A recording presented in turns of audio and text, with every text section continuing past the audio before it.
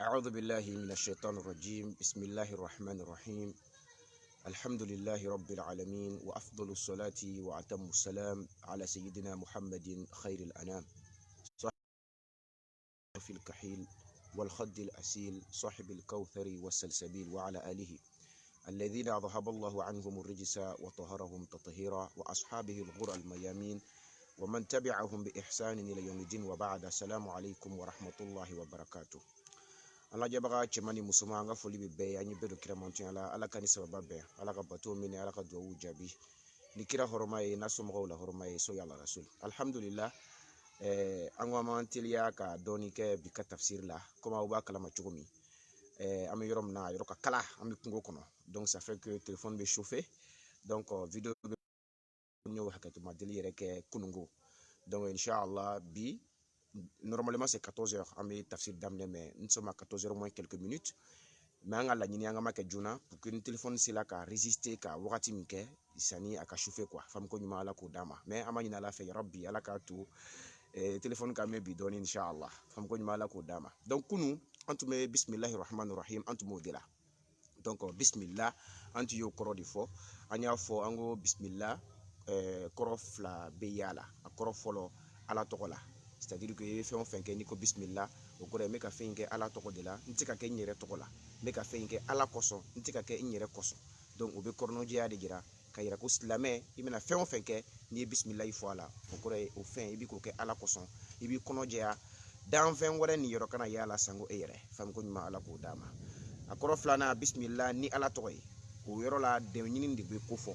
o kɔrɔ ye n bɛ ka dɛmɛ ɲini ni ala tɔgɔ ye n ka nin baara in na, ala ka n dɛmɛ baara in na n ka se ka baara in n ka se ka a se a dan na. Bon an ye kuma dɔɔni fɔ o yɔrɔnin na, mais an tɛna segin o bɛɛ kan, comme o bɛ page kan mɔgɔ minnu mako b'a la o bɛ se ka segin o ma ka taa o lajɛ. Donc Allah an tun bɛ kumana o de kan, c'est à dire que o nacogo arabukan nasaraw la, karamɔgɔ dɔw y'a yira ko Allah ko ismun jamid murtajil, c'est à dire que tɔgɔ de don tɔgɔ min ni a ma ci ka bɔ fɛn wɛrɛ la, c'est à dire que ala yɛrɛ nom propre, ala tɔgɔ yɛrɛ yɛrɛ k'o de ye Allahu ye arabukan na, voilà, parce que dɔw b'a jira k'a fɔ ko non ko ala tɔgɔ yɛrɛ yɛrɛ tɛ se ka sɔrɔ kan wɛrɛ la ni arabukan tɛ. Bon o tɛ sababa ye quoi, parce que ala kira sallallahu, voilà, alhamdulillah, vous nous excusez, réseau kun tala dɔɔni quoi. Donc on disait voilà k'a fɔ ko ala tɔgɔ yɛrɛ yɛrɛ tɛ sɔrɔ comme tout à l'heure je le disais, voilà, donc arabukan de la ala tɔgɔ yɛrɛ yɛrɛ ye Allahu ye, mais i b'a sɔrɔ kan wɛrɛw la ala tɔgɔ fana bɛ yen, ala bɛ wele tɔgɔ min na ni tɔgɔ min fɔla n'a a bɛ ala de jira, i n'a fɔ God arabukan anglais kan na, walima Dieu comment dirais-je français kan na, fam ko ɲuman ala k'o d'a ma. Donc Allah arabukan na kuma fila de b'a la, dɔw k'a ma bɔ nom propre ala yɛrɛ ma jamid murtajil, c'est-à-dire que a ma ci ka bɔ fɛn wɛrɛ la, mais dɔw ko non ko mushtaq ko tɔgɔ min don ka a cira ka bɔ fɛn wɛrɛ la, voilà, mais o fana ɲɔgɔn kɔ dɔɔni a cira ka bɔ fɛn min na, dɔw ko min abada waznan wa ma'na, o kɔrɔ ye a bɔla plutôt alaha mithla abada waznan wa ma'na, ko a bɔla alaha de la, alaha kɔrɔ a y'a bato, voilà, donc Allah o kɔrɔ ko batoma fɛn, dɔw ko non a bɔla min waliha aw walaha, c'est-à-dire que ko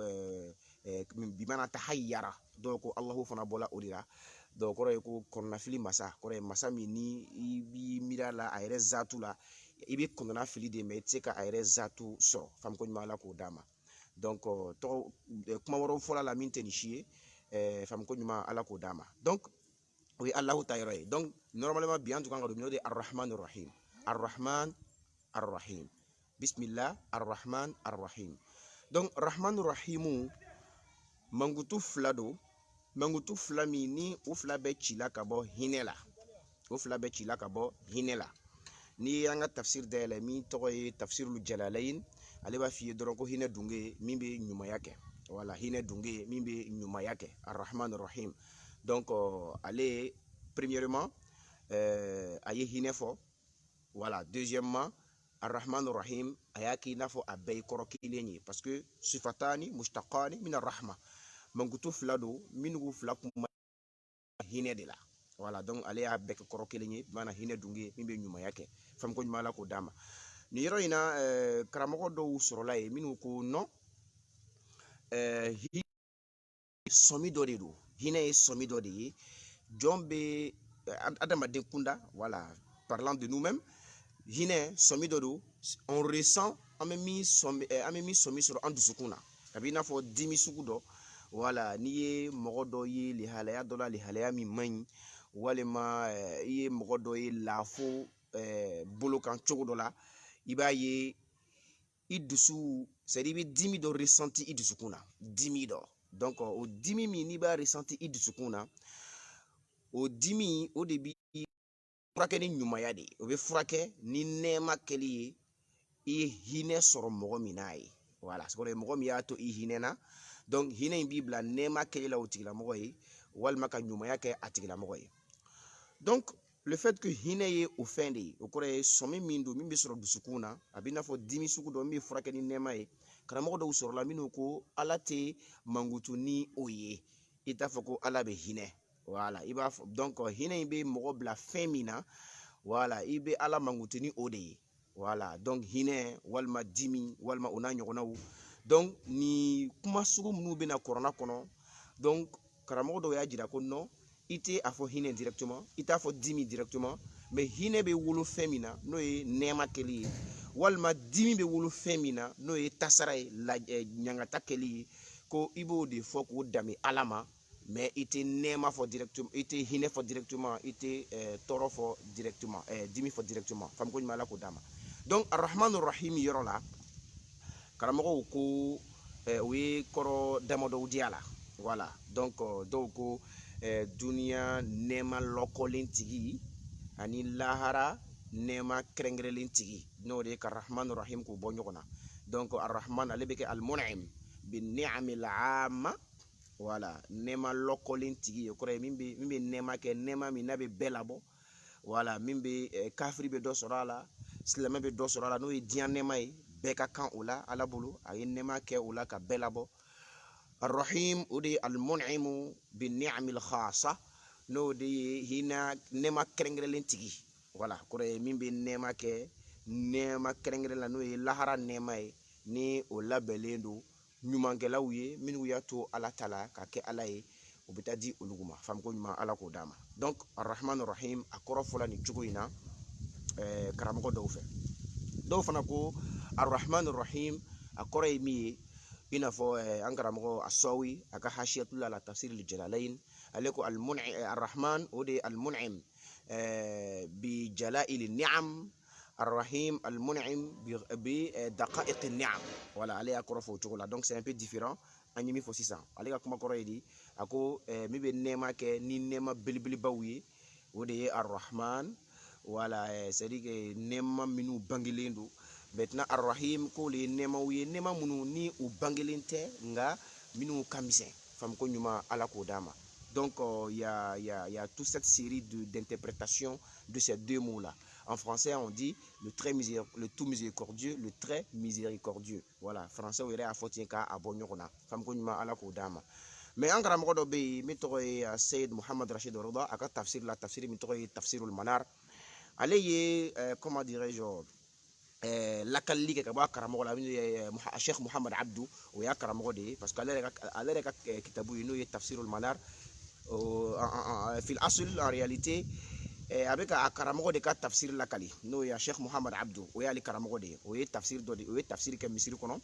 donc a bɛ ka tafsir in de sɛbɛn, mais a bɛ a yɛrɛ fana ta ajouter, il ajoute aussi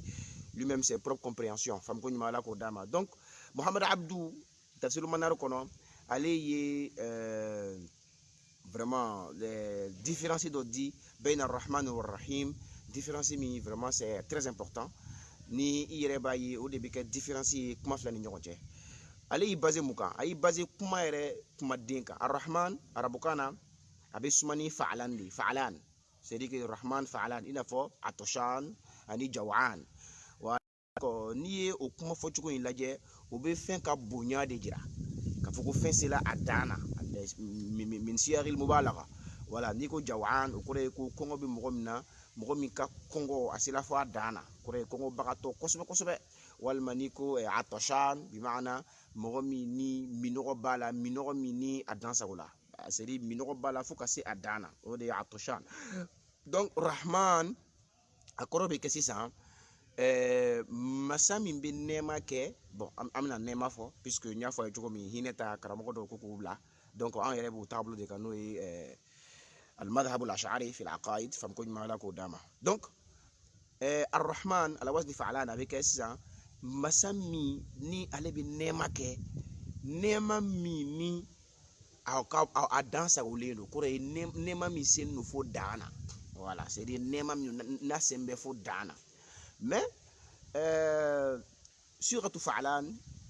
ale bɛ bonya de yira mais a tɛ dumɛli yira voilà a bɛ bonya yira mais a tɛ dumɛli yira k'a fɔ ko non ko c'est vrai fɛn bonyana mais est-ce que c'est constant est-ce que a bɛ to sen na voilà donc k'a fɔ ko nɛɛma ba kɛbaga walima nɛɛma kɛbaga ba voilà c'est à dire que fa'alan bɛ bonya jira ni n'o ye rahmani ye mais c'est-à-dire le caractère perpétuel c'est-à-dire k'a fɔ ko a bɛ to sen na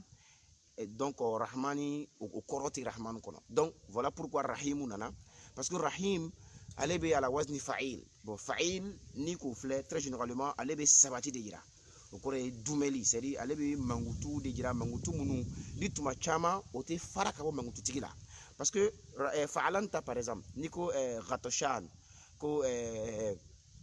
atoshan plutôt k'a fɔ ko minɔgɔbagaba minɔgɔ bɛ ban ni ko ghadban dimibagaba dimi bɛ ban voilà donc rahman c'est la même chose ni ko rahman nɛɛma kɛbagaba il se peut que nɛɛma in bɛ ban un jour n'est-ce pas donc voilà pourquoi rahim ale tugula rahman na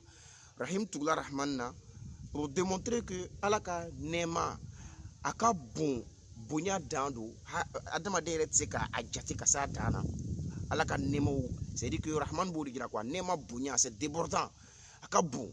et puis a yiriwalen don mais malgré a ka bon a yiriwalen don c'est constant rahim ayiwa nɛɛmabaga de don nɛɛma min ka nɛɛma bɛ dumɛ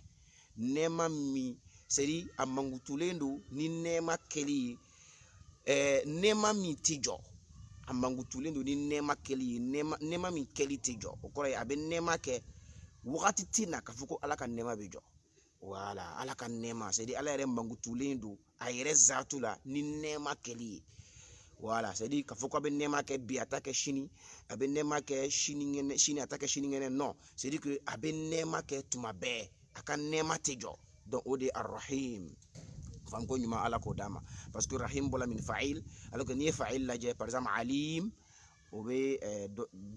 n'i ko dɔnnikɛbaga alim bon an b'a dɔn k'a fɔ ko mɔgɔ ka dɔnni kɛ kɔfɛ dɔnni ka tila ka bɔ i la o c'est à dire que ni i mankutula ni alimu ye cela veut dire que hali bi dɔnni c'est constant a b'i la tuma bɛɛ voilà don tɛ na k'a fɔ ko kunun tu kalan nɔ bin kalalen tɛ c'est pas possible n'a fɔra sisan ko kasir ko mɔgɔ min ka surun a b'a dɔn ko o ye mankutu ye sifa lazima lahu mankutu min bɛ lazimi a tigilamɔgɔ ye a ti k'a fɔ ko non ko a kun ka surun kunun nka bi a janyana walima ni ko tawil ko a ka jan voilà wagati tɛ na k'a fɔ ko non a kun ka jan kunun nka bi a surunyana donc c'est la même chose donc fa'il ni dɔ rahimu nana ka na jira k'a fɔ ko non ala ka nɛɛma kɛlen c'est constant c'est perpétuel c'est continuel c'est à dire a ka nɛɛma a tɛ jɔ a yɛrɛ mankutulen don ni nɛɛma kɛli de ye donc rahmanu rahim n'i y'a fila fara ɲɔgɔn kan a bɛ nin de jira o kɔrɔ ye nɛɛma bonya ani nɛɛma to sen na nɛɛma bonya ani nɛɛma to sen na c'est à dire que a bɛ nɛɛma kɛ ka bonya kosɛbɛ kosɛbɛ ayiwa a ka nɛɛma fana a bɛ to sen na a ka nɛɛma kɛli a tɛ tigɛ faamu ko ɲuman ala k'o d'a ma donc an kan ka mun de faamu bisimilahi rahmani rahim na sisan comme an ye kuma bisimilahi rahmani rahim c'est environ 4 mots bismillah bismi allah arrahman arrahim le fait que an ye nin naani fɔ an bɛ leçon jumɛn tirer ka bɔ bisimilahi rahmani rahim na an bɛ min tirer fɔlɔ o de ye a fɔlɔfɔlɔ la i bɛ ko daminɛ a daminɛ ni ala tɔgɔ ye ala b'o jira an na parce que a y'a ka sura daminɛ ni o ye kuranɛ sura bɛɛ fo n'a bila sura kelen na a bɛɛ bɛ daminɛ ni bisimilahi rahmani rahim ye deuxièmement ala y'a yɛrɛ mankutu an ye ni hinɛ de ye donc cela veut dire que la relation entre Dieu et ses serviteurs relation min bɛ cɛ min bɛ ala n'a ka jɔnw cɛ o de ye hinɛ cɛla ye allahu akbar donc i b'a dɔn k'a fɔ ko non hinɛ o de ye base ye ala ni a ka jɔnw ni ɲɔgɔn cɛ ala n'a ka jɔnw ni ɲɔgɔn cɛ hinɛ de bɛ yen i m'a ye ala y'a yɛrɛ mankutu ni hinɛ de ye ka jira k'a fɔ ko hakili mana jigin ala la ka ban hakili bɛ jigin a ka nɛɛma kelenw de la adamaden depuis ibi ba denso kono ibi ala ka hinɛ di kono ibi ala ka nɛɛma de kono i b'a ye ala de bi i lakɔlɔsi ala de jan b'i la kabini bi i ba tonso kono ala de jan b'i la fo ka n'i bɔ kana diɲɛ kɔnɔ kabini bi denmisɛnniya wagati ala de jan b'i la ala ka hinɛ o de b'i la donc adamaden walima danfɛn bɛɛ lajɛlen an ni ala cɛ a sigilen don hinɛ de kan ala de hinɛnen bɛ an na ala de bɛ jɔrɔ ni an ye bon ni n ko jɔrɔ c'est un peu trop dit parce que ala ko de don il faut mesurer les mots mais nɛɛma o de ye relation ye min bɛ an ni ala cɛ ala bɛ nɛɛmɛ kɛ a ka jɔnw ye tuma bɛɛ donc i b'a ye k'a fɔ ko dans d'autres civilisations wɛrɛw la comme par exemple dans la Grèce antique olu bɛ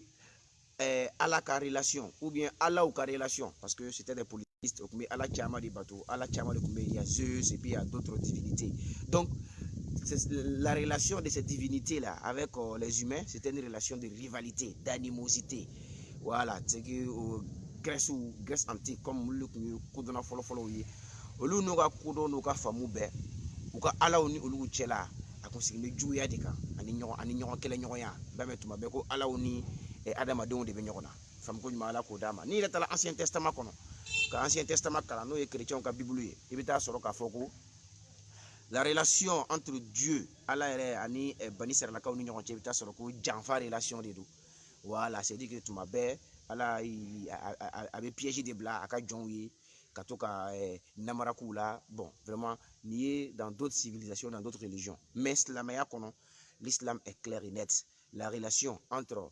Allah subhanahu wa ta'ala et ses serviteurs c'est la miséricorde hinɛ ani nɛɛma yarabi ala k'o d'i ma ani ɲɔgɔn cɛ donc ni o kɛla mun bɛ kɛ sisan voilà donc bismillah kɔfɛ min bɛ na o de ye alhamdulillahi rabbil alamin tant que an ni ala cɛ base ye nɛɛma de an ni ala cɛ base ye nɛɛma de kɛ anw ye a bɛ ka a ka hinɛ de ɲɛsin an ma donc i b'a ye min kan ka o de ye ka ala tando ka ala waleɲuman dɔn o de kosɔn alhamdulillahi rabbil alamin o tugula bismillahi rahmani rahim la nɛɛma in yɔrɔ kosɔn nɛɛma in bonya kosɔn nɛɛma in dumɛli kosɔn adamaden kan ka min kɛ o de ye k'a fɔ ko alhamdulillahi rabbil alamin ko alhamdulillahi ɲafɛ kulu dɔ de bɛ yen kulu alhamdulillahi rabbil alamin donc aljumla khabariya lafzan mais inshaiya maana c'est à dire que voilà yo hakɛ to le réseau est un peu en suspens donc alhamdulillahi rabbil alamin o de ye ka ala tando donc y'a fɔ cogo min kulu karamɔgɔ dɔw ye o takdiru kuma daminɛ na k'a fɔ ko kuma yɛrɛ laɲini min ye ko de ye a k'a fɔ adamadenw a k'a fɔ alhamdulillahi rabbil alamin ko tando bɛ ala ye danfɛn bɛɛ lajɛlen tigi donc en français ça se traduit simplement louange à Dieu ou louange à Allah Seigneur de l'univers fam ko ɲuman ala k'o d'a ma donc alhamdu o ye tando de ye tando maana ni nɛɛma kɛla i ye ni mɔgɔ ye nɛɛma kɛ i ye rahman rahim ale ye nɛɛma tigi ye a ka nɛɛma ka bon a tɛ kɔtigɛ donc ni o sabatilen don ayiwa an yɛrɛ ɲɛ b'o la ala ye nɛɛma minnu k'an ye depuis i b'i ba denso kɔnɔ fo ka n'i bange fo ka na se à l'instant présent e min bɛ ka vidéo in yɛrɛ filɛ en direct ala ka nɛɛma ni k'i b'a jate i yɛrɛ kan c'est trop hakɛ t'a la i tɛ se ka se ka fɔ a dan na donc i kan ka mun kɛ o de ka ala tando donc o de la alhamdulillahi rabbil alamin tando bɛ ala ye danfɛn bɛɛ lajɛlen tigi donc alhamdulillah tando bɛ ala ye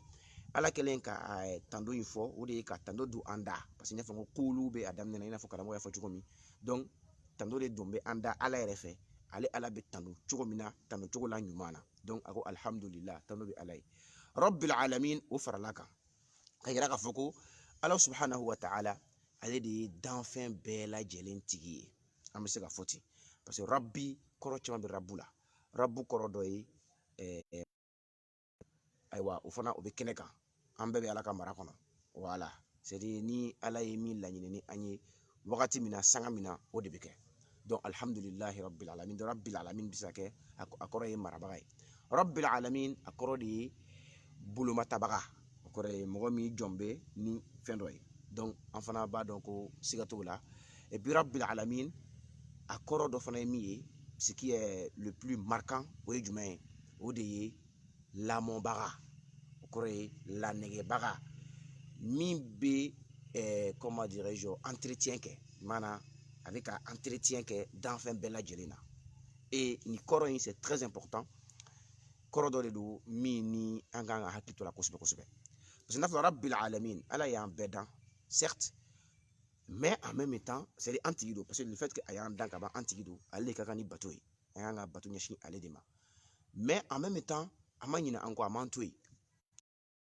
Ba dɔw y'a fɔ minnu kuranna bila Isa yɛrɛ ɲɛ k'a fɔ ko non ko ala de ye fɛn bɛɛ dan, mais ala tilala ka fɛn ninnu, a ye fɛn minnu dan a y'a kɔ don a la, donc fɛn ninnu b'u yɛrɛ ma. Diɲɛ t'a yɛrɛ ma dɛ, diɲɛ bɛ ka boli ni ala ka se de ye. Fɛn o fɛn bɛ kɛ diɲɛ kɔnɔ ala b'a bɛɛ kalama, a jan b'a bɛɛ la.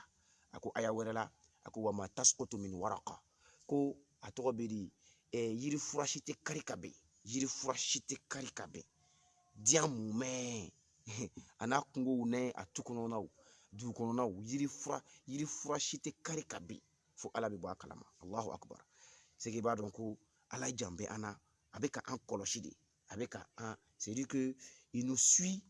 et il nous entretient. Faamu ko ɲuman ala k'o d'an ma. Entretien kɔrɔ ye min ka min fɔ, c'est dire que ka an lamɔ et puis k'a janto an na quoi, a bɛ k'an lakɔlɔsi. Ala ko wa ma tahmilu min untha, c'est dire aucune femelle, c'est dire ko danfɛn musoman si tɛ kɔnɔ ta. Allahu akbar. A m'a fɔ adamaden, a m'a fɔ jinɛ, a m'a fɔ saga, a m'a fɔ ba.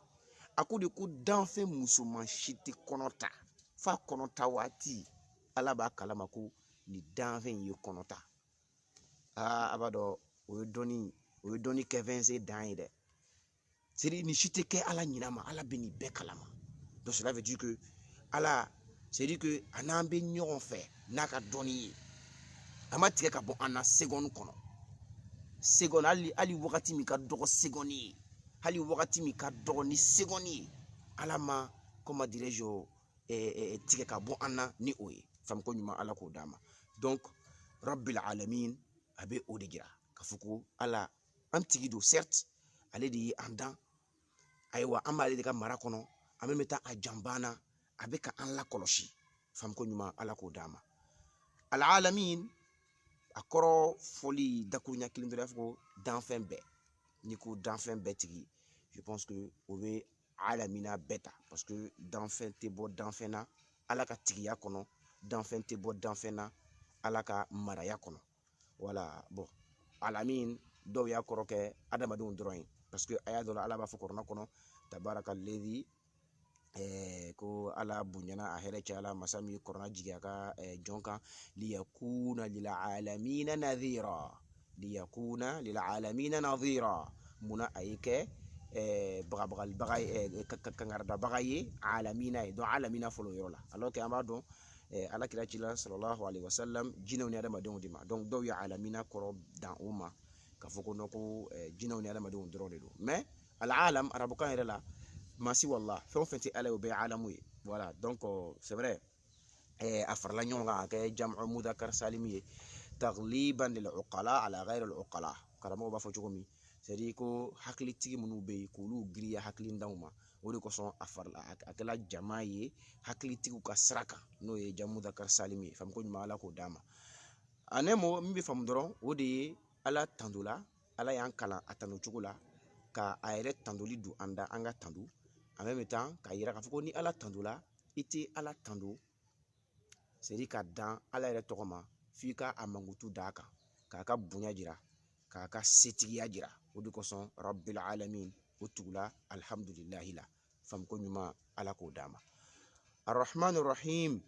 o nana tugu tuguni alhamdulilahi la, kɔrɔ alhamdulilahi rabbil alamin arrahman rahim. Bismillahi la, an ye arrahman rahim fɔ, je pense que an y'o wɛrɛw la sisan, o faamuna. Mais pourquoi arrahman rahim a tilala ka sigi ka na fɔ tuguni rabbil alamina kɔfɛ? O fɔla ko dɔ de kosɔn. An y'a fɔ sisan rabbil alamin a bɛ ala ka se de jira, a bɛ ala ka bonya de jira. Ayiwa adamaden faamu na walima adamaden cogoya yɛrɛ la, ni mɔgɔ min ye se sɔrɔ ka se fo a dan na, ni mɔgɔ min ye bonya sɔrɔ ka se fo a dan na, i b'a ye tuma caman a tigi bɛ kɛ mɔgɔ ye, mɔgɔ min ni a bɛ tɔɲɔli kɛ, mɔgɔ min ni a bɛ dansago. Ala yɛrɛ y'o fɔ adamaden yɛrɛ ka nature la kuranɛ kɔnɔ, ala ko innal insana la yatgha an ra'ahu staghna, ko adamaden a bɛ dan sago tuma nana ye k'a fɔ ko ale karilen don o kɔrɔ ye si il voit en lui une certaine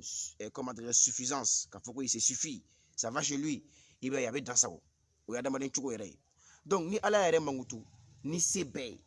ni ala yɛrɛ mankutu ni bonya bɛɛ ye a bɛ se ka jigin adamadenw kɔnɔ parce que adamaden ye adamaden de ye k'a fɔ ko a anw yɛrɛ dama ni ɲɔgɔn cɛ la ni min ye se sɔrɔ a bɛ yaada ni min ye se sɔrɔ a bɛ kafa a bɛ dan sago donc est-ce que ala fana tɛ o cogo la wa donc ala bɛ fɛ ka o faamu de bɔ yen ale ala n'a ka danfɛnw tɛ kelen ye ale ala ni adamadenw tɛ kelen ye donc a kɛlen k'a ka se bonya fɔ k'a ka se kɔrɔta fɔ a ye hinɛ a tilala ka segin o kan tuguni ka jira k'a fɔ ni n ka bonya in bɛɛ ni n ka se in bɛɛ arahman rahim ne ala de ye nɛɛma masa ye nɛɛma kɛ ne de bɛ hinɛ kɛ hali bi rapport min bɛ ne ni n ka jɔnw cɛ o ye hinɛ rapport de ye o ye nɛɛma rapport de ye o kɔrɔ ye c'est à dire que ne tɛ yaada masa ye masa min bɛ yaada ne tɛ masa ye masa min bɛ dansago ni n ka se bɛɛ ne de ye comment dirais-je hinɛ masa ye faamuko ɲuman ala k'o d'a ma donc rabbil alamin fɔlen kɔfɛ ka bonyaw ni kɔrɔtaw bɛɛ fɔ ala ko a bɛ jɔnw hakili sigi a bɛ jɔnw mafa ka yira k'a fɔ ko non ale ala a n'a ka se bɛɛ hali bi a mankutulen don ni hinɛ de nɛɛma kɛli de ye yɛda tɛ ale ka ko la ayiwa dansago walima tɔɲɔli o tɛ ale ala ka ko la donc an tɛna fɔ k'an bɛ rahmanu rahim kumadenw walawala tuguni parce que déjà bisimilahi rahmanu rahim n'an y'o fɔ ka ban mais rahmanu rahim lasegili rabbil alamina kɔfɛ a lasegila nin de kosɔn ka hali bi hinɛ in sabati ka nɛɛma in sabati bonya ni se o fɔlen kɔfɛ ala ko maliki yawmiddin allahu akbar donc maliki yawmiddin o fana nana de rahmanu rahim in fana kɔfɛ parce que hinɛ répété la 2 fois nɛɛma répété la 2 fois parce que fɔlɔ bisimilahi rahmanu rahim donc rahmanu rahim fɔla déjà alhamdulilahi rabbil alamin ka tila ka fɔ tuguni rahmanu rahim donc i b'a ye an bɛ hinɛ kɔnɔ an bɛ nɛɛma kɔnɔ alhamdulillah mais o nɛɛma in n'o hinɛ in o bɛ se fana ka dɔw fana lafili o bɛ se ka dɔw fana peut-être tromper comme ala yɛrɛ filɛ nin ye k'a yɛrɛ mankutu ni nɛɛma ye a ko a n'a ka se bɛɛ ale bɛ hinɛ de a n'a ka se bɛɛ a bɛ nɛɛma de ɲɛsin anw ma o la min ka d'an ye an k'a kɛ ala de ye voilà a kɛra cogo cogo a bɛ hinɛ an na min ka d'an ye an k'a kɛ voilà donc o fana bɛ se ka jigin mɔgɔ dɔw kɔnɔ voilà mɔgɔ dɔw fana bɛ se k'o fana miiri parce que hinɛ fɔla yɔrɔ bɛɛ hinɛ fɔla yɔrɔ bɛɛ a fɔla kuma daminɛ na yan tuguni sigikɛla kan tuguni donc ala ko ni n ka hinɛ ani ni n ka nɛɛma maliki yawmiddin ne de ye juru sara dun walima sara dun marabaga ye allahu akbar allahu akbar c'est à dire ne ni n ka hinɛ n ka a y'a kɛ to fɛngɛ tun dɔɔni donc ala a bɛ alhamdulillah voilà la vidéo était un peu n y'a fɔ a ye an bɛ kungo kɔnɔ réseau ko problème bɛ yen donc ala ko maliki yawmiddin ni n ka hinɛ ni n ka nɛɛma a sara don marabaga de ye ne ala ye ne de ye sara don marabaga ye o kɔrɔ ye n ye hinɛ masa de ye ne ala de bɛ nɛɛma kɛ mais attention n ye sariya min sigi ko a ka tagama ka bɛn o sariya ma n ye tagabolo min di aw ma ko a ka diɲɛlatigɛ kɛ ka bɛn o tagabolo ma ni mɔgɔ min ma sɔn o ma ni mɔgɔ min ma o bɔ a sira fɛ a don dɔ bɛ yen don min ni ala bɛna mɔgɔw sara u ka kɛtaw la dɛ faamuko ɲuman ala k'o d'a ma min kan ka adamadenw siran ala ɲɛ u tɛ siran ala ɲɛ ko ala ka jugu non ala man jugu parce que ale yɛrɛ y'o bɔ yen a ko bisimilahi arrahmanu rahim alhamdulilahi rabbil alamin arrahmanu rahim donc arrahmanu rahim fila yɔrɔ bɛɛ ala man jugu il n'est pas méchant mais min bɛ an siran ala ɲɛ o de ala ye laadiri de il est juste vous voyez ala ye laadiri ye ka ban a ko afanaj'alul muslimina kal mujrimin c'est à dire que mɔgɔ minnu sɔnna ala ta ma mɔgɔ minnu y'a to ala ta la ani minnu ko ma sɔn ala tama ala ko n tɛ se k'olu kɛɲɛ c'est pas possible to ala ka laadiliya o de bɛ jouer an kan ni an ma ala ka laɲiniw sabati ala ka laadiliya parce que mɔgɔ min y'a to ala ta la ani mɔgɔ min ma to ala ta la ala tɛ se k'o saraka kelen ye ka t'u bɛɛ don alijinɛ kelen kɔnɔ c'est pas possible famuko ɲuman ala k'o d'a ma donc ala filɛ k'a ka laadiliya fɔ malgré min hinɛ ni ala man jugu ne ye hinɛ masa de ye ne ye masa ye masa min nɛma kɛ nka n ye laadili ye je suis juste n ye laadili ye donc mɔgɔ minnu ɲana ani mɔgɔ minnu tiɲɛna ni ala t'olu bɛɛ don da kelen fɛ n tɛ n'olu bɛɛ fara ɲɔgɔn kan yɔrɔ kelen na famuko ɲuman ala k'o d'a ma donc maliki yawmi din ale ka tugu arahmani rahim na ka jira ka adamadenw k'u kɔri k'u lakunu u k'a dɔn k'a fɔ ala n'a ka nɛma ala n'a ka hinɛ laadili don ayiwa a ka laadiliya o de kan ka to an ka siran ɲɛ a ka laadiliya o de kan ka to an ka a labato a ka laadiliya o de kan ka to a ye sira min don an kɔrɔ an ka tagama ka bɛn o sira kan din a b'o de jira maliki yawmi din kalancogo fila b'a la n bɛ ka kalan cogo min maliki yawmi din n'o de ye ka ma sama dɔɔni maliki yawmi din o y'a kalan cogo dɔ ye o kɔrɔ de ye ko sara don marabaga a kɔrɔ bɛ se ka kɛ maliki kalan cogo wɛrɛ b'a la ka fɔ maliki yawmi din o la i tɛ comment dirais-je ma sama i b'a fɔ maliki yawmi din o la o kɔrɔ de ye sara don masa ale de ye sara don masa ye donc maliki ale bɛna minal milk bi kasril mim mana mara a bɛ maraya de jira k'a fɔ ko mara don c'est à dire mara don sara don marabaga don a bɛ hakɛto dɔɔni maliki yawmi din ale ye minal mulk bi dammil mim ale ye sara don famuko ɲuman ala k'o d'a ma donc maliki o y'o yɔrɔ ye kalancogo fila in na bon kalancogo fila in a bɛɛ ye kalancogo ye min ka ɲi min bɛnnen don kuranna kalancogo la n'a ye mɔgɔ min diya i b'a fɔ maliki yawmi din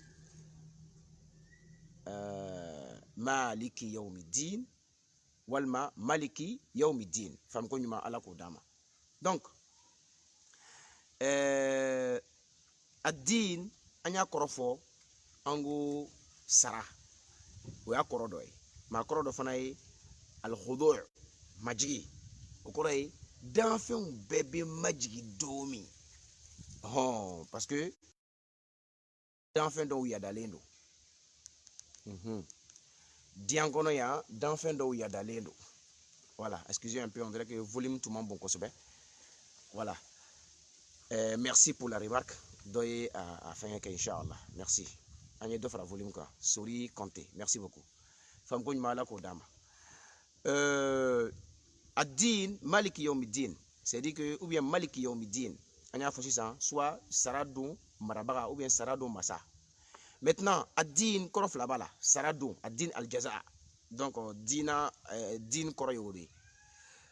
en français même c'est ce qui est a traduire ka bɛn o de ma ko maître du jour de la rétribution c'est à dire que mɔgɔw ka sara bɛ d'u ma don min na famuko ɲuman ala k'o d'a ma donc o ye dini kɔrɔ dɔ ye a din a kɔrɔ dɔ fana ye alhudu' mana majigi c'est à dire que don min na ni danfɛnw bɛɛ majigilen don don min na danfɛnw bɛɛ majigilen don don min na danfɛnw bɛɛ bɛ jɔnya hukumu kɔnɔ c'est vrai que diɲɛ kɔnɔ an bɛɛ bɛ jɔnya hukumu kɔnɔ mais i b'a dɔn diɲɛ kɔnɔ yan dɔw ye masaw ye dɔw ye présidentw ye dɔw ye setigi wɛrɛw ye o kɔrɔ ye diɲɛ kɔnɔ yan i b'a sɔrɔ an bɛɛ bɛ jɔnya kɔnɔ diɲɛ kɔnɔ yan an bɛɛ bɛ ala ka jɔnya kɔnɔ mais i b'a sɔrɔ se dɔw bɛ dɔw ye wala dɔw bɛ u yɛrɛ kɛ masa sugu dɔw ye cogo dɔ la mais kiyama jɔ don n'o ye lahara don ye bɛɛ bɛ au même niveau voilà ne ye masa ye ne ye président ye c'est à dire que ni se in tun bɛ ne ye o si tɛ yen lahara limanil mulkul yawm i ma ye ala yɛrɛ bɛ o ɲininkali bila daw na k'a fɔ ko masaya ye jɔn ta ye bi i b'a ye a jaabibaga tɛ sɔrɔ a bɛ tila ka yɛrɛ jaabi ko masaya ye ale ala de ta ye donc a din a kɔrɔ dɔ fana ye alhudu' majigi o kɔrɔ ye maliki yawmidin majigi don danfɛnw bɛ majigi don min wala o don o masa ale ala de don o marabaga ale ala de don wala faamu ko ɲuman ala k'o d'a ma donc maliki yawmidin a kɔrɔ dɔ fana bɛ se ka k'o ye faamu ko ɲuman ala k'o d'a ma donc voici la première partie de la sourate al-Fatiha. Ah donc est-ce que votre téléphone n'a pas un problème parce que il n'y a qu'un volume d'un femme ko ɲuman ala k'o d'a ma. Donc je disais ça c'est la première partie de la sourate al-Fatiha. Ça c'est la première partie de la sourate al-Fatiha. Nous disons bismillah ar-Rahman ar-Rahim, alhamdulillahi rabbil alamin, ar-Rahman ar-Rahim, maliki yawmiddin. Voici la première partie de la sourate al-Fatiha. Donc ni première partie ni bɛɛ ka ala jira ka ala bonya ka ala mangutu ka ala kelenbagantiya ka fɛn bɛɛ kɛ ala kosɔn ani ala cɛ rapport relation mani ala cɛ ka a défini ka fɔ ko hinɛ ni nɛɛma relation don ka ala ka bonya jira ala kan ka tan don an fɛ de sanga ani waati ayiwa hinɛ masa don a bɛ nɛɛma de kɛ nka n'a ka nɛɛma laadili don don bɛ yen don min n'a bɛna bɛɛ sara i ka kɛta ani i ka fɔta la faamu ko ɲuman ala k'o d'a ma. Donc ni ye première partie i n'a fɔ n y'a fɔ ye cogo min na n ko kuranɛ yɛrɛ jigila fɛn saba kuranɛ jigila bakuruba fɛn saba ka na o sabati donc voilà un peu ni bakuruba fɛn saba in n'o ye ala jirali o fɔlɔ fatiha yɔrɔ fɔlɔ fila fɔlɔ kɛnɛ filɛ ye ka o walawala. Donc on va à la deuxième partie de la fatiha n'o de ye iyaka na'budu wa iyaka nasta'in faamu ko ɲuman ala k'o d'a ma. Je vois que le téléphone chauffe déjà, donc on va devoir interrompre ici. Alhamdoulilah,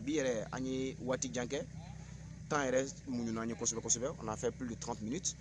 donc on va arrêter la vidéo ici. Inch'Allah, demain, on va commencer par le verset Iyaka na'budu wa iyaka nasta'in. Le téléphone chauffe, voilà, donc on va devoir arrêter la vidéo, Inch'Allah.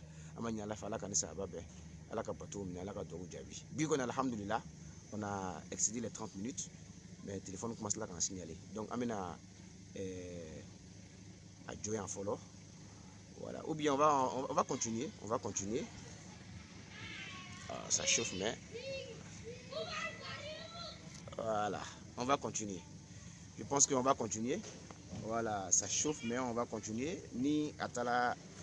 afraire majoromi amadai. Mais ami ala wele parce que déjà alhamdulillah bière alhamdulillah on a fait plus de 30 minutes à Mafara, c'est déjà très bon. On en profiter à continuer amala tanal bi alhamdulillah on continue un peu. Donc ami iyyaka na'budu wa iyyaka nasta'in amo faraka iyyaka na'budu wa iyyaka nasta'in, ça c'est la deuxième partie. On a fini avec la première partie, mais iyyaka na'budu wa iyyaka nasta'in, ce verset là en français c'est traduit comme suite. C'est toi seul que nous adorons et c'est à toi seul et c'est toi seul dont nous implorons secours, ou bien c'est à toi seul nous implorons secours. Donc ce verset là seul ni aya in kelimpe constitue la deuxième partie de la sourate Fatiha, parce que y a foyer korna jigikumba saba en grosso modo, je le répète. Donc a flana de al awamir wa nawahi no de nyamariyaw ani genu. Donc nyamariyaw ni genu sraka iyaka na'budu wa iyaka nasta'in, c'est ce qui enveloppe tout cela. Ale de be o bela jelen kafo, ale de be o bela jelen faranyon kan, parce que akore di iyaka na'budu ame e ala doron de batu wa iyaka nasta'in ame demenyini e ala doron de fe. Allahu akbar. Allahu akbar. Ame e ala doron de batu ame demenyini e ala doron de fe. Naam. Iyaka na'budu muna ani doron faraka, parce que arabe kan resigi chokola nana chokomi ako iyaka na'budu, voilà ama fo na'buduka nakgo na'buduka ame ala batu modo be olu be ala batu ngo wetla ka fen wore batu, voilà ay fo lu de mako flani ka fo o kore minugu ye fla fara ala kan ka flana fara ala kan, voilà parce que na fala ko fla fara ala kan mana ka flana fara ala kan kore ala e kelenye ka fɛn wɛrɛ filanan c'est-à-dire ka filanan kɛ ala la ka fɛn wɛrɛ fara ala kan faamu ko ɲuman ala k'o d'a ma donc o kosɔn a ye ko filanin ka fo voilà filanin ka fo o kɔrɔ ye ka fila ka fo ala ani fɛn wɛrɛ o tɛ bɛn donc na'buduka ni a kun fɔlɔ tɛ arabukan na ni ala tun y'a fɔ ten ala tun bɛ se ka bato ka tila ka fɛn wɛrɛ bato kɛrɛfɛ ka fara ala kan mais ala ma fɔ ten a ko iyaka na'budu an bɛ ala dɔrɔn de bato donc déjà arabukan sigicogo b'a jira k'a fɔ bato kan ka ɲɛsin ala de ma c'est dire ala dɔrɔn bato a bɛ fɔ fɛn o fɛn ma ko bato voilà comme an yɛrɛ bɛna bato yɛrɛ ɲɛfɔ an bɛna bato yɛrɛ expliquer bato yɛrɛ ye fɛn min ye mais déjà bato bɛ ɲɛsin ala dɔrɔn de ma ala dɔrɔn voilà i n'a fɔ sisan weleli weleli a du'a ka weleli kɛ voilà ka weleli kɛ o ye bato dɔ de ye hadisa yɛrɛ bɛ yen ko a du'a huwa al-ibada k'a fɔ ko non ko comment dirais-je bato ko o de ye duwawu de ye bato ye donc o kan ka ɲɛsin ala dɔrɔn de ma faamu ko ɲuman ala k'o d'a ma ani dafaleli k'i dafali dafaleli kɔrɔ ye di par exemple comment dirais-je ni nin kɛla n ye mɛ nin k'i ye voilà o fana bɛ kɛ ka ɲɛsin ala dɔrɔn de ma voilà i man k'o ɲɛsin fɛn wɛrɛ ma ni mɔgɔ o mɔgɔ y'o kɛ dɔrɔn i bɛ don filankafoya hukumu kɔnɔ ala an kisi ka bɔ o ma donc n bɛ fɛ ka min fɔ dɔrɔn bato o bɛ ɲɛsin ala dɔrɔn de ma ala dɔrɔn mɔgɔ o mɔgɔ n'i ye bato fan dɔ ɲɛsin fɛn wɛrɛ ma min tɛ ala ye i bɛ kafiriya ala ka ni sahaba bɛn maintenant mun yɛrɛ de ye bato ye parce que il faut ka bato fana si dɔn bato tɛ seli dɔrɔn ye k'i ta ka na Allahu akbar ka fatiha kalan k'i kimiri minɛ walima an filɛ su min na parce que an bɛ sunkalo kalo la ka sun dun et puis bon c'est fini hein comment dirais-je i bɛ sun tigɛ a banna walima ka taa magan ka taa hiji kɛ o n'a ɲɔgɔnna ninnu a bɛ fɔ ninnu de ma ko sha'airu ta'abbud ko bato tagama seere mais bato yɛrɛ ye fɛn min ye c'est à dire a bɛ nin bɛɛ sanfɛ bato ka bon ka tɛmɛ seli kan voilà bato ka bon ka tɛmɛ sun kan bato ye mun ye c'est ni ka bon n'a ye c'est à dire que c'est plus vaste c'est encore plus vaste ka tɛmɛ o kan quoi c'est à dire ça ne se résume pas l'adoration ne se résume pas aux actes de culte voilà aux actes cultuels l'adoration ne se limite pas à ça voilà parce que ala koko ale ma an dan foyi kosɔn fo ka bato kama jinɛ ni adamadenw dan foyi kosɔn illa liya'budun ko ni ala ma u dan foyi kosɔn fo ka ni ala bato donc cela veut dire que an dankun yɛrɛ ye bato de ye mais ni an dankun ye bato ye alors qu'an bɛ seli minnu kɛ seli bɛ waati joli ta an ka journée la parce que fajiri seli hein c'est les 5 à 10 minutes fajiri seli bon seli fana seli c'est pareil comment dirais-je voilà vous nous excusez réseau kun tagala dɔɔni faamu ko ɲuman ala k'o d'a ma donc je disais n'i ye seli waati duuru ninnu yɛrɛ wagatiw calculer c'est à dire fajiri seli fana lansara fitiri safo n'i y'a filɛ c'est des adorations qui ne prennent que quelques minutes ta o man ca voilà parce que seli minnu ka jan kosɛbɛ o de ye fajiri ni seli fana ye mais olu tɛ hali 10 minutes bɔ voilà donc kuma tɛ lansara ni fitiri ma ani safo donc n'i y'a lajɛ ni seli waati duuru ninnu journée yɛrɛ kɔnɔ a tɛ heure kelen bɔ c'est à dire 24 heures kɔnɔ an bɛ seli minnu kɛ c'est à dire les 5 prières que nous faisons a tɛ heure kelen bɔ n'i y'a minutes fara ɲɔgɔn kan ça ne vaut pas 1 heure dans les 24 heures donc ni an ye bato dan comment dirais-je seli ninnu ma donc cela veut dire que min kɛ bateau là en 24 heures ou moins d'1 heure et les autres 23 heures an m'o kɛ fɛn wɛrɛ la min tɛ bateau ye mais c'est pas normal o man kan o parce que an ka ɲɛnamaya yɛrɛ ye ala ta ye parce que n'i ye silamɛ ye ka ban i ka fɛn bɛɛ ye ala ta ye i ka ɲɛnamaya ye ala ta de ye i bɛ ala de ka bila kɔnɔ ala fana ko an ma dan foyi kosɔn fo a bato mais an ma dan an danna fɛn min yɛrɛ kosɔn n'o ye bato ye cogo di o fɛn wagati bɛ se ka dɔgɔya c'est-à-dire ate hali eri kelen bɔ et puis eri mugan ni saba tɔ an m'o kɛ fɛn wɛrɛ la min tɛ bato ye, c'est pas ça. Donc min kan ka faamu adamaden ka ɲɛnamaya bɛɛ de kan ka bɛn bato ma, a bɛɛ. O de kosɔn karamɔgɔ dɔ bɛ yen Ibn Taymiya ko bato ye kullu ma yuhibbuhu Allahu wa yardah, kullu ma yuhibbuhu Allahu wa yardah, ko fɛn o fɛn ni Ala b'a fɛ a bɛ jɛn a ma kumakanw na ani kɛwalew la, ko nin bɛɛ ye bato ye. Allahu akbar. Donc ale ka définition bato la, vraiment c'est la définition la plus parfaite. En yengela min kan, voilà, à la mesure de notre recherche. Donc o kɔrɔ ye ko c'est vrai seli ninnu bɛ bato représenté, voilà, parce que n y'a fɔ n ko bato tagamaserew don, a yɛrɛ bɛ wele ten ni silamɛya kɔnɔ ko sha'airu ta'abbud. Mais ce sont des moments de haute spiritualité, c'est-à-dire que moment minnu n'a bɛ kɛ sababu ye ka an ravitailler de la foi, c'est-à-dire que c'est des moments minnu bɛ an dɛmɛ bato tɔ baara la. C'est-à-dire an karamɔgɔ dɔ bɛ ko Muhammad Kutub, a ka kitabu dɔ bɛ yen, kitabu in tɔgɔ ye ko Mafahimun yanbaghi an tusahhah. O kitabu in vraiment ale bɛ nin yɔrɔ in walawala kosɛbɛ kosɛbɛ a ka kitabu in kɔnɔ, n'o ye Mafhumul Ibada. C'est-à-dire a b'a walawala d'une manière vraiment très très parfaite. A b'a fɔ di, a b'a fɔ ko c'est-à-dire que adamaden ka ɲɛnamaya bɛɛ ye bato de ye. I bɛ taa baara min kɛ baara yɔrɔ la, si tu es commerçant, n'i b'i ka commerce kɛla correctement demandé, i ma galon tigɛ, i ma namara kɛ, i ma janfa kɛ, i bɛ bato de la. Mɔgɔ min bɛ kalan de kɛ, n'i taara kalanyɔrɔ la, i taara kalan kɛ ni ŋɛniŋɛ ye, parce que n'o faamu adamaden ka tagabolo bɛɛ, i bɛ fɛn o fɛn kɛ a bɛɛ ye bato ye, mais ŋɛniŋɛ, a niya, l'intention, o de b'a bɔ laada la ka kɛ bato ye, o de b'a bɔ laada la ka kɛ bato ye. Donc le commerçant, i bɛ taa commerce kɛ, i bɛ taa wari de ɲini. Voilà, a y'a kɛ to an ka réseau kun taara mais a nana. Donc le commerçant, i bɛ taa commerce kɛ, i bɛ ka wari de ɲini certes, mais i ka wari ɲini kɔnɔ n'a y'a sɔrɔ i bɛ ka wari de ɲini ni ŋɛniŋɛ ɲuman ye,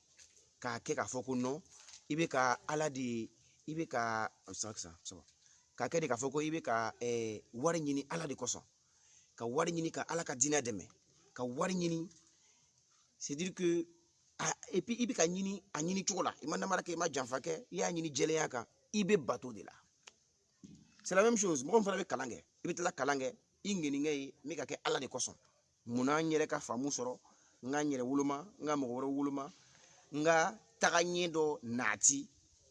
n ka dugu la walima n ka kabila kɔnɔ walima n'a ɲɔgɔnnaw. Donc ni mɔgɔ mɔgɔ ye kalan kɛ ni o ŋɛniŋɛ ye, i bɛ bato de la.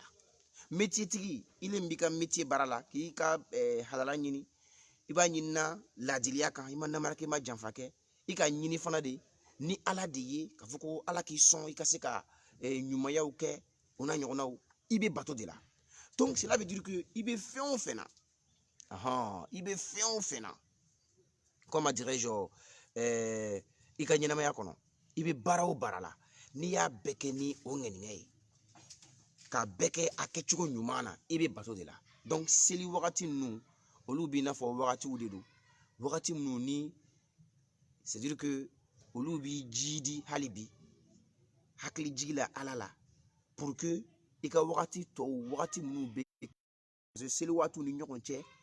pour que olu wagati ninnu Ala ka to i kɔnɔ. Donc a bɛ ɲini fɛ i ka to ka taa seli, i n'a fɔ ni fajiri seli la, fajiri ni seli fana cɛ, i ka waati ka jan dɔɔni, là tu peux baisser la garde, limaniya bɛ se ka jigin dɔɔni. Donc a bɛ ɲini fɛ il faut aller vite renouer contact pour que i ka limaniya ka se ka yɛlɛ. Donc i bɛ taa seli fana la. Donc seli fana kɔfɛ ni lansara fana sela, wagati fitinin bɛ kɛ dɔrɔn i bɛ tila ka taa seli tuguni pour que hakili ka jigin Ala la, pour que hali bi limaniya ka kurakuraya. Ayiwa a b'o cogo fana la, fitiri, sagafo, fo ka taa se fajiri ma tuguni. Donc voilà comment ça se passe. Donc cela veut dire que seli ninnu bato tagamaserew mais o bɛɛ de ye bato ye faamu ko ɲuman ala k'o d'a ma don n'a fɔra iyyaka na'budu an bɛ ala dɔrɔn de bato ni bɛɛ de b'o kɔnɔ k'i kɔnɔ jɛya ala ye ka baara kɛ ala dɔrɔn kosɔn et puis i bɛ baara fɛn o fɛn kɛ ɲɛnamaya baara la a bɛɛ kɛ ka bɛn a kɛcogo ɲuman na et puis a bɛɛ kɛ ka sɔrɔ i bɛ ka a bila i kɔnɔ k'i bɛ ka kɛ ala de kosɔn o bɛɛ ye bato ye faamu ko ɲuman ala k'o da faamu ko ɲuman ala k'o d'a ma donc a ko wa iyyaka nasta'in an bɛ dɛmɛ ɲini e ala kelen pe de fɛ mun kosɔn dɛmɛ ɲini tugula bato la parce que ala bato in yɛrɛ pour i ka se ka ala bato fo ala k'i dɛmɛ dɛ voilà fo ala fana k'i dɛmɛ pour que i ka se ka ala fana bato parce que ni ala ka ala batoli a mako bɛ hakili la parce que mɔgɔ min ni hakili t'i la i tɛ se ka ala bato yɛrɛ ala yɛrɛ jɛnɛ ka bato kɔ comme an b'o kalama cogo min donc pour que i ka se ka hakili sɔrɔ ala de b'o fana di donc comme ala bato yɛrɛ mako fana bɛ ala ka dɛmɛ yɛrɛ la donc ala ye dɛmɛ tugu ala ko wa iyyaka nasta'in an bɛ dɛmɛ ɲini ala kelen de fɛ a ye terme min employé bato sira kan a y'o kelen fana employé dɛmɛ ɲini sira kan donc cela veut dire que ni dɛmɛ fana bɛ ɲini a bɛ ɲini ala dɔrɔn de fɛ dɛmɛ bɛ ɲini ala dɔrɔn fana de fɛ allahu akbar nin yɔrɔ in na nin ye kumaba de ye dɛmɛ bɛ ɲini ala dɔrɔn fɛ o kɔrɔ bɛ di dɛmɛ bɛ ɲini ala dɔrɔn de fɛ fɛn na jɔnw jɔyɔrɔ tɛ fɛn min na dɛmɛ bɛ ɲini ala dɔrɔn fɛ fɛn na jɔnw jɔyɔrɔ tɛ fɛn min na o kɔrɔ ye jɔnw tɛ se ka comment dirais-je jɔda ta fɛn o fɛn na voilà donc o dɛmɛ bɛ ɲini ala dɔrɔn de fɛ mais jɔnw bɛ se ka jɔda ta fɛn min na n'o de ye par exemple i mago bɛ 1000 na ka i yɛrɛ dépendre a ko dɔ kɛ ka t'o ɲini dɔ fɛ ko karisa hakɛ to 1000 di yan basi t'o la voilà c'est dire que ka fɛn dɔ ɲini jɔn fɛ jɔnw bɛ se fɛn min na basi t'o la mais jɔnw tɛ se fɛn min na i n'a fɔ par exemple denko b'i la i ma den sɔrɔ a ye furu kɛ 2 ans 3 ans 4 ans hali bi a ma den sɔrɔ walima i mago bɛ fɛn wɛrɛ la par exemple bana dɔ b'i la bana min ni apparemment c'est incurable dɔgɔtɔrɔw ko ten donc i ye furakɛli fɛn bɛɛ kɛ a ma ɲa o ko c'est incurable bon i ka dɔn o dɛmɛ o bɛ ɲini ala de fɛ sisan parce que jɔnw dɛsɛra donc o makoya sugu ninnu olu bɛ ɲini ala dɔrɔn de fɛ mɔgɔ o mɔgɔ y'o dɛmɛ ɲini fɛn wɛrɛ fɛ i n'a fɔ ko kɔ dɔ bɛ yen n'i taara o sɔn i hamina bɛ dilan walima ko jiri dɔ bɛ yen n'i y'o kɛ ten i hamina bɛ dilan o n'a ɲɔgɔnnaw mɔgɔ o mɔgɔ y'o kɛ dɔrɔn i bɛ bɔ silamɛya kɔnɔ walima k'a fɔ ko kaburu dɔ bɛ yen n'i taara kaburu in na i hamina bɛ dilan bon o yɔrɔ la wayawayali bɛ yen parce que mɔgɔ minnu tɛ kaburu yazura ko la olu bɛ nin yɔrɔ in lagosi kosɛbɛ kosɛbɛ k'a fɔ ko non ko an ye kaburu batolaw de ye a don tɛ a bɔ ten anw tɛ kaburu bato voilà su min bɛ kaburu kɔnɔ an karamɔgɔ yɛrɛ y'a fɔ ten seyidi sherif usman madani hayidara a ko n'i y'a ye mɔgɔ bɛ sa dɛsɛ de kɔnɔ sinon ni se bɛ mɔgɔ ye i tɛ sa donc ni mɔgɔ sala ka ba se ka dɛsɛ la de mɔgɔ min dɛsɛla i bɛ taa fɛn ɲini o fɛ cogo di faamu ko ɲuman ala k'o d'a ma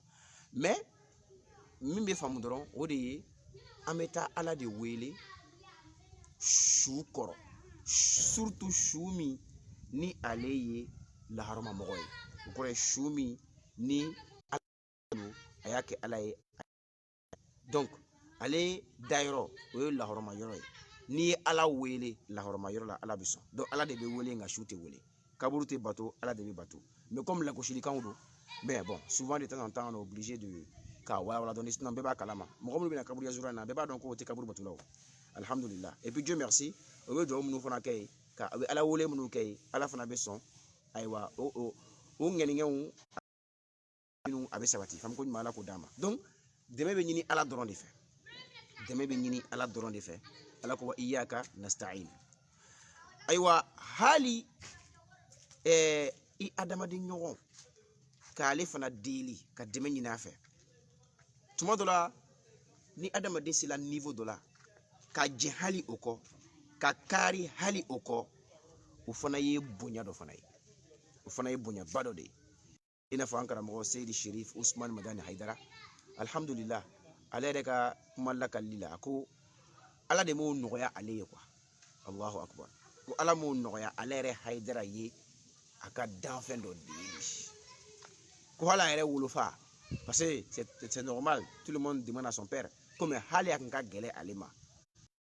A yɛrɛ wolofa deli. Allahu akbar. Ni ye qualité belebeleba de ye. Sahaba dɔw sɔrɔ ye o bɛɛ y'a ɲɔgɔn kɛ alakira ye o. Sahaba dɔw. K'a fɔ ko an tɛ mɔgɔ si deli foyi la. C'est à dire que an t'a fɔ mɔgɔ dɔ ma nin kɛ n ye walima nin di yan. Sahaba dɔw sɔrɔla min y'o bɛɛ kɛ alakira ye sallallahu alaihi wasallam. O sahaba minnu y'a kɛ mɔgɔw b'a lakali, c'est à dire sahaba wɛrɛw b'a lakali k'a fɔ ko c'est à dire que hali n'u ka busan tun binna, c'est à dire n'i bɛ so kan i b'a gosi ni busan min ye hali n'a kun binna. Alhamdulillah, réseau kun taara que c'est revenu. Donc n y'a fɔ cogo min dɔw ye baya kɛ alakira ye k'o tɛ mɔgɔ si deli foyi la. Donc olu dɔw kun b'u ka so kan u b'a lakali, sahaba wɛrɛw b'a lakali k'u kun b'u ka so kan ko hali n'u ka busan tun binna o kɔrɔ so bɛ gosi ni busan min ye hali ni mɔgɔ dɔ bɛ kɛrɛfɛ o t'a fɔ a ye busan in ta ka di yan o yɛrɛ bɛ jigin ka busan in ta ka tila ka yɛlɛ sanfɛ. Allahu akbar. Donc cela veut dire qu'o fana ye qualité ba dɔ de ye. C'est à dire hali mɔgɔw bɛ se fɛn min na parce que n y'a fɔ sisan mɔgɔw tɛ se min na k'o deli o la o de ye filankafoya ye. Voilà, ala dɔrɔn bɛ se fɛn min na ala dɔrɔn de bɛ deli o la. Mais mɔgɔw bɛ se fɛn min na ala ye fɛn min comment dirais-je fɛn min kɛli nɔgɔya mɔgɔw ye c'est à dire fɛn dɔw bɛ yen ala y'a nɔgɔya mɔgɔ dɔw ye. Voilà, mɔgɔ dɔw bɛ se ka kɛ i n'a fɔ bon ka mɔgɔ dɔ deli wari la walima ka mɔgɔ dɔ deli a ka service dɔ rendre ye hali o service in tuma dɔ la ni adamaden sila ka kari ka bɔ o la ka fɔ e tɛ mɔgɔ de deli fiyewu o fana ye qualité ba ye o ye mankutuba de ye famuko ɲuman ala k'o d'a ma alakira delila ka nin fɔ dɔ ye a ko wa idha sta'anta fasta'in billah a ko dɔ ma ten ko n'i bɛ dɛmɛ ɲini ala fɛ famuko ɲuman ala k'o d'a ma. Donc iyyaka na'budu wa iyyaka nasta'in ale bɛ nin bɛɛ de ko fɔ n'o de ye yamaruyakanw ani gɛnnikanw nin bɛɛ de b'a kɔnɔ. An bɛna bi ka tafsiri da nin yɔrɔ in na tiɲɛ yɛrɛ la an b'a la ka kosɛbɛ kosɛbɛ on a presque 1 heure de tafsir vraiment c'est pas évident ala sɔnna an ye nin bɛɛ k'a la donc an bɛna da nin yɔrɔ in na yan ni ala sɔnna sini inshallah an bɛna tɛmɛ ni fatiha suratɔ ye ka daminɛ ihdina siratal mustaqim صراط الذين أنعمت عليهم غير المغضوب عليهم ولا الضالين والسلام عليكم ورحمة الله وبركاته.